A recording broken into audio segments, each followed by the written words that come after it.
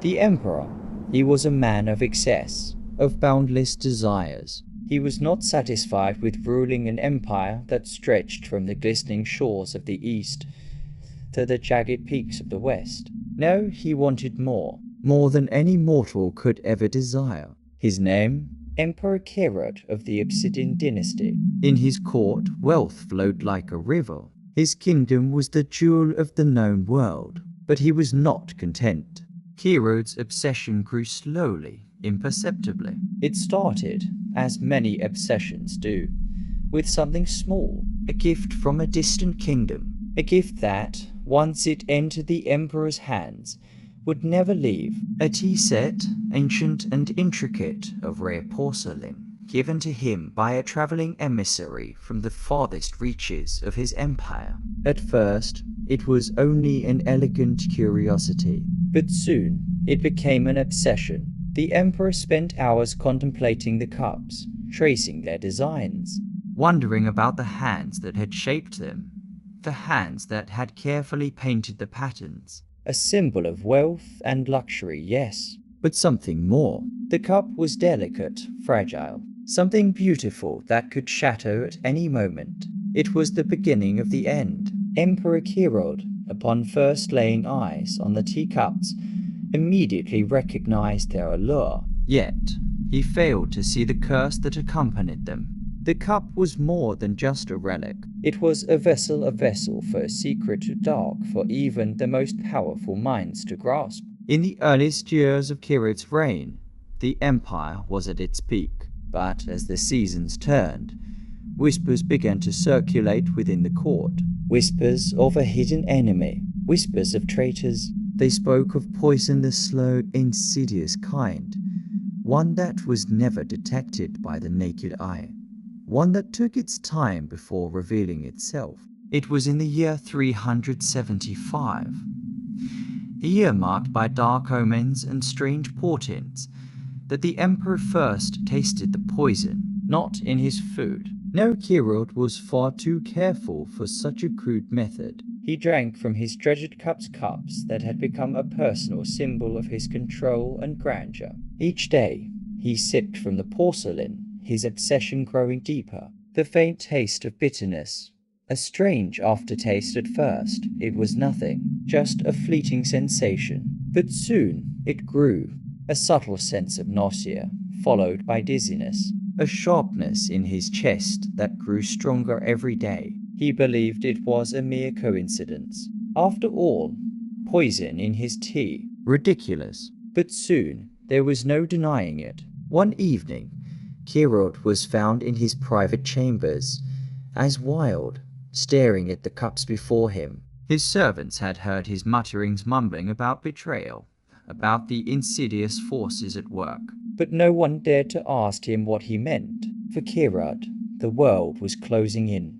He was no longer the man he had once been. He grew thinner, his skin paler, his once regal features now drawn and sickly. The poison worked its magic, slowly draining him of life. But the Emperor wasn't stupid. He could feel the end approaching, and with it came his frantic desire for control. But what Kirod didn't know, what no one knew, was that the cups were not simply poisoned by accident. No, they had been cursed long ago, by those who had sought power in more devious, more dangerous ways. The cups were connected to a legend whispered in the halls of the old temples. It was said that these cups were not just vessels of tea, they were vessels of the soul, drawing out the essence of those who drank from them. The more you drank, the more you gave of yourself. But the Emperor, in his desperation, did not care for such things. He didn't believe in curses. He only believed in control.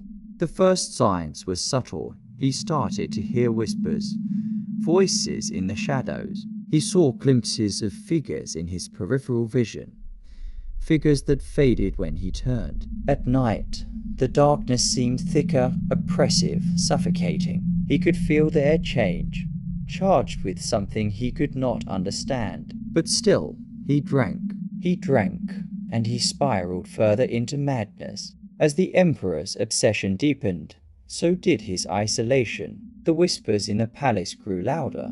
their voices now impossibly close, as though the walls themselves conspired against him. But the Emperor, maddened by his pursuit of power, refused to hear reason. He only heard one thing: his thirst, his insatiable thirst for control, for immortality, for the ancient power that he believed was buried within the teacups. His trusted servants grew fearful of him, and the courtiers whispered behind closed doors, but no one dared speak out.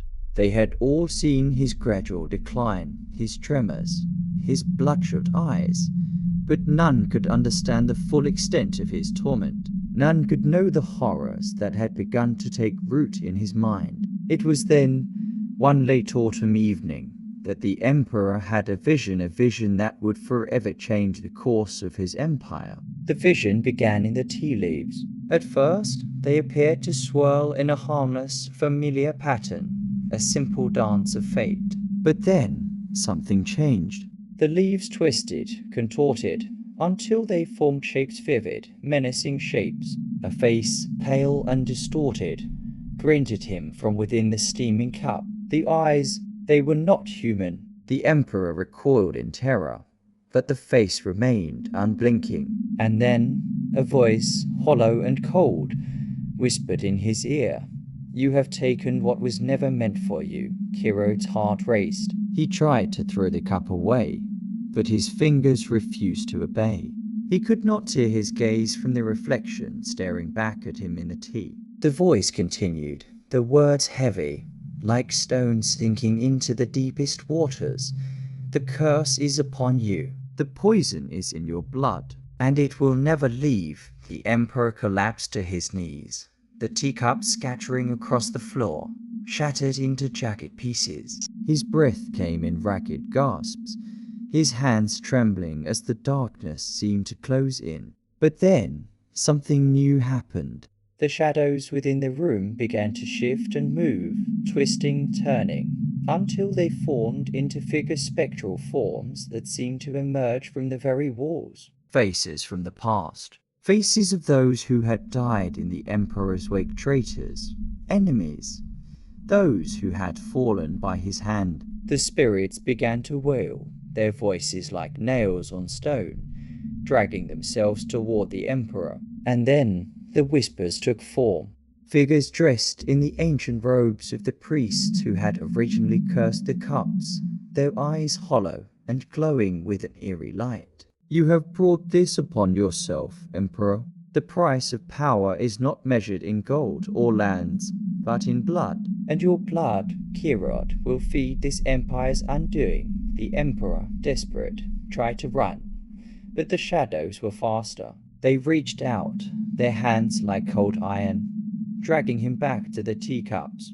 The floor beneath him cracked, splitting wide open as the ground seemed to consume him, dragging him down into the darkness. But then, the vision ended.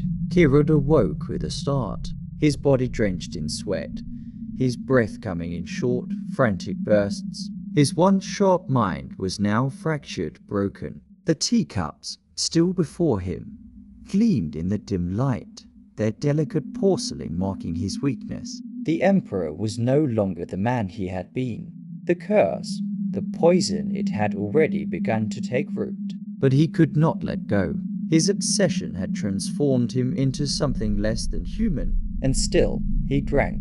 While Kirod's grip on his mind and body weakened, the empire began to fracture. The once mighty Obsidian dynasty was now vulnerable, its foundations eroding beneath the weight of its ruler's madness. It did not take long for word to spread across the realm. Whispers of the Emperor's strange behavior, of his obsession with the cursed teacups, began to reach even the most remote corners of the empire. The people of the empire had long feared the Emperor's cruelty, but now they began to fear something far worse, the Emperor's madness. But as Kirod's empire crumbled, another force began to rise, one that had lain dormant for centuries. The priests of the old ways, those who had once worshipped the gods of the underworld and had placed the curse on the teacups, saw an opportunity to reclaim what had been lost. They had waited for this moment, for the Emperor's downfall, and they would stop at nothing to see his blood spilled, to reclaim the power that he had stolen. The time is upon us. The Emperor's madness is our opportunity. He is weak. We will strike now, before the poison consumes him entirely. The curse will be complete, and the dynasty will fall.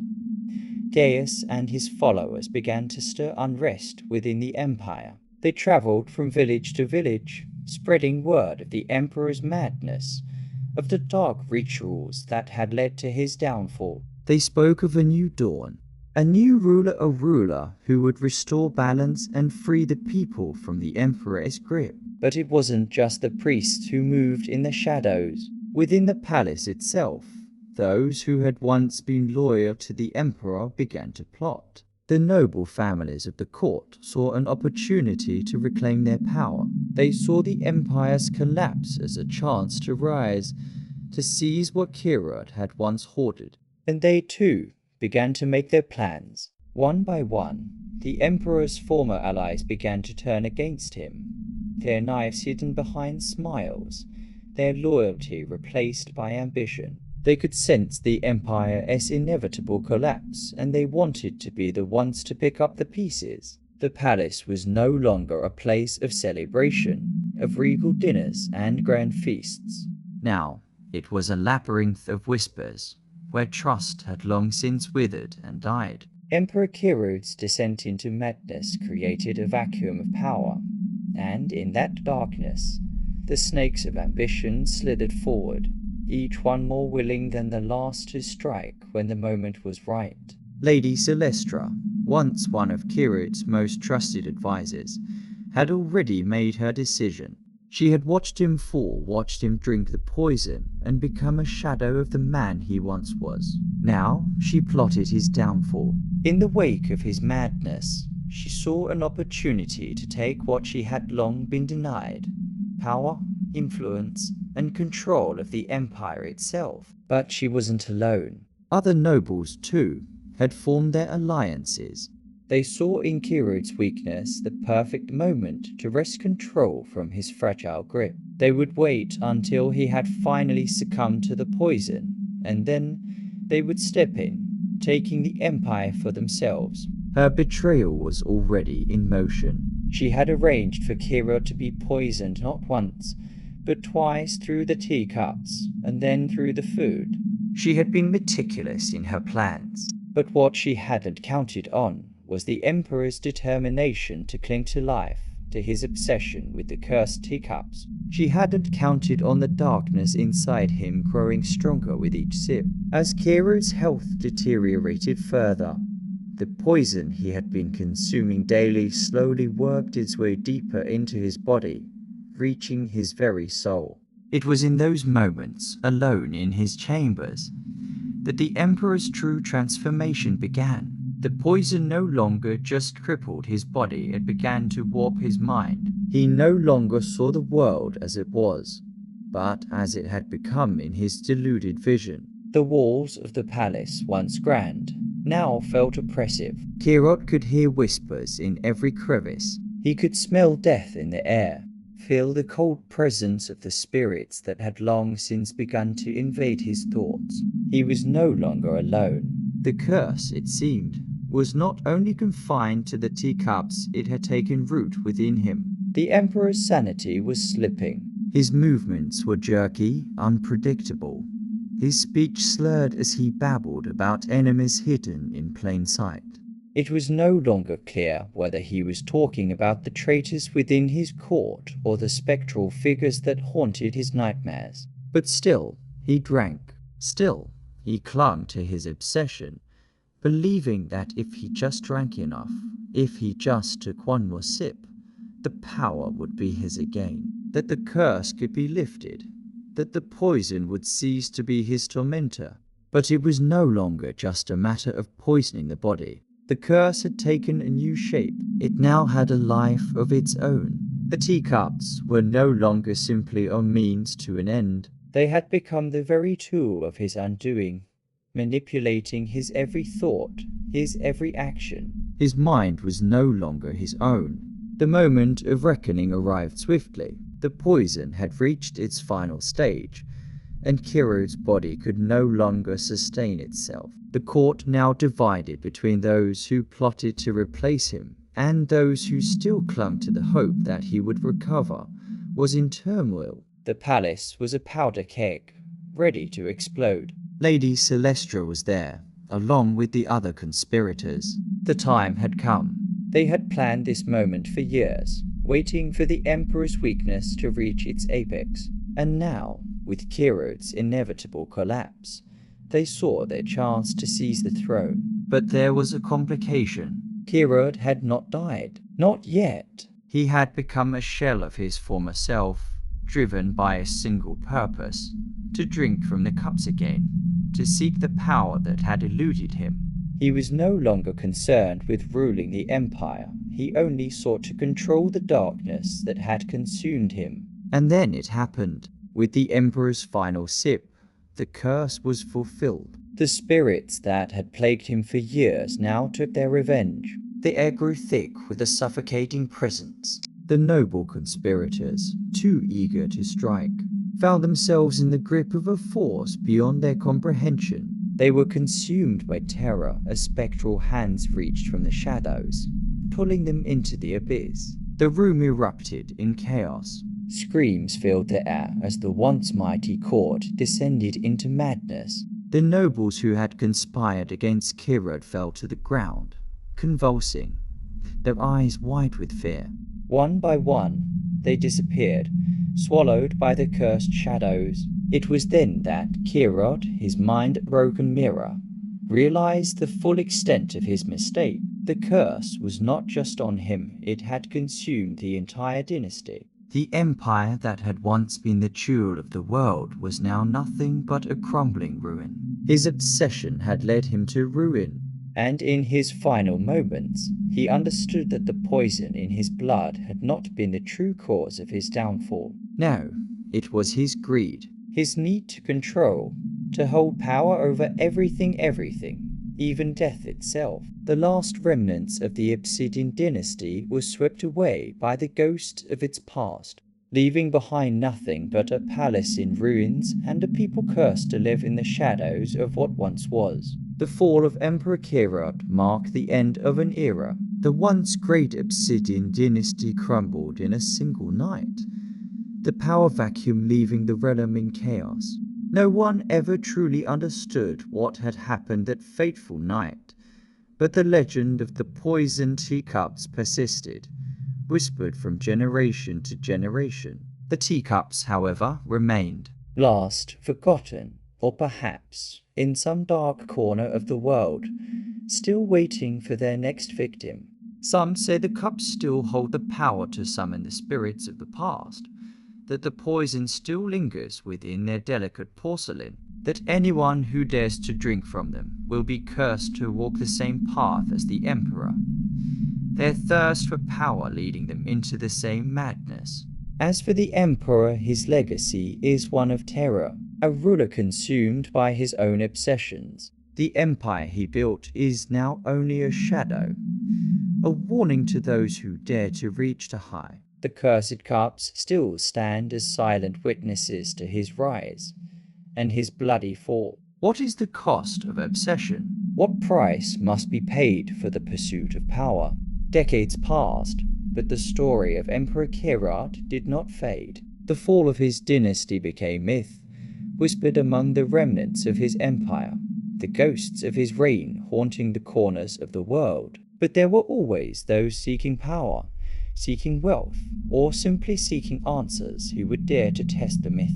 Varric had heard the tale of the poisoned teacups, the last relics of the Obsidian dynasty. He had studied the Emperor's descent into madness, and the more he uncovered, the more obsessed he became. Like Kirod, he believed that the key to unimaginable power lay in the cursed relics. He traveled across the lands, seeking out remnants of the Emperor's dynasty.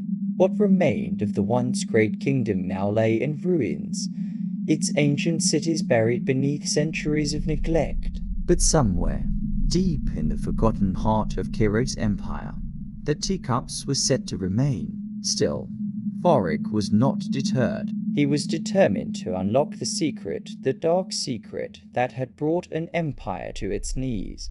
The journey took him to the crumbling remnants of Kirod's palace. The great halls that had once echoed with the laughter of courtiers now lay silent, save for the wind that howled through broken windows and the occasional creak of old wood shifting underfoot. It was a place consumed by time, a place that no living soul had dared to enter in years. Inside, the air was thick with dust and the scent of decay. The palace had been abandoned, the tapestries faded and torn, the golden trimmings of the walls tarnished by time. Yet in the center of the throne room, untouched by the ravages of age, sat the Emperor's table, and there, resting before him, was the tea set. Veg's heart quickened. He could feel the weight of the cursed relics before him. He reached out, trembling, his fingers brushing against the fine porcelain. For a moment, the room seemed to hold its breath. The faintest pulse of energy seemed to emanate from the cups. And then, as he lifted one, a chill ran through him. A voice cold and distant whispered in his ear. "You are not the first." Varric recoiled, his breath hitching in his throat. He was not alone. The spirits of those who had fallen at Kirod's command had not been laid to rest. They had waited silently, in the shadows, guarding the cursed teacups, ensuring that none could wield the power contained within them without paying the ultimate price. Varric, now paralyzed by fear, dropped the cup. It shattered, and in that instant, the world around him seemed to explode with sound. The walls groaned, the floor cracked open, and the spirits once silent now cried out in unison, a chorus of rage and pain. The curse was alive again. In a panic, Varric stumbled back, but the spirits surrounded him. He tried to run, but the palace seemed to stretch endlessly, the walls closing in. The whispers grew louder, their voices more insistent. He could feel the poison of the past coursing through his veins, the same poison that had once consumed Kirod. It was too late. The curse had already begun to claim him. The tale of Emperor Kirod, of his obsession, his madness, and his eventual downfall did not end with Varric. The cursed teacups and the empire they had destroyed lived on buried in legend, waiting for the next soul foolish enough to seek their power. In the years that followed, the story would be retold, not just as a warning, but as a reminder of the fragility of power, the cost of obsession, and the darkness that lies in every desire for control. The teacups, however, remain where they always have lost, hidden in the depths of forgotten places, waiting for the next seeker. There will always be someone drawn to them, someone who believes they can conquer the curse, someone who believes they can wield power without paying the price. And perhaps they will find them. Perhaps they will fall prey to the same curse that claimed Kirod, that claimed the Empire, that claimed the very soul of anyone who dared to reach too far. Power, obsession, the thirst for more. It is a cycle as old as time itself, and it is a cycle that will never end, because there is always someone somewhere willing to make the same mistake. What is the true cost of obsession? Can power ever truly be controlled, or are we all, in the end, slaves to it?